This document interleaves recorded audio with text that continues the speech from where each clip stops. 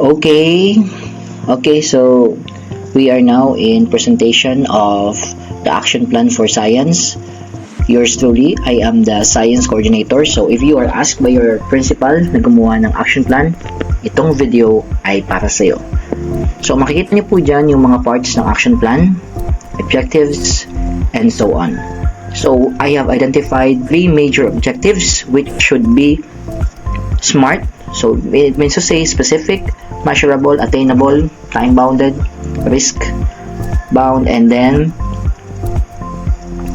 ito po ay attainable dapat sa loob ng school year na to. So ito po again, sa mga hindi pa nakapanood ng iba kong mga videos sa action plan, nabanggit ko na kanina na ang action plan ay ginagawa before the school year or yung kapag nasa middle, or it depends as long as hiningan kayo ng inyong principal. But ang pinakamaganda po nito is at the beginning of the school year and such that guided kayo kung ano yung mga target nyo as the coordinator.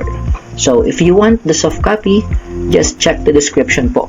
Ang description makikita nyo po sa ating title kasi nandoon nakalagay.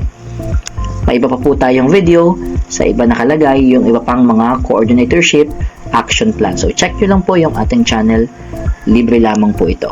So thank you.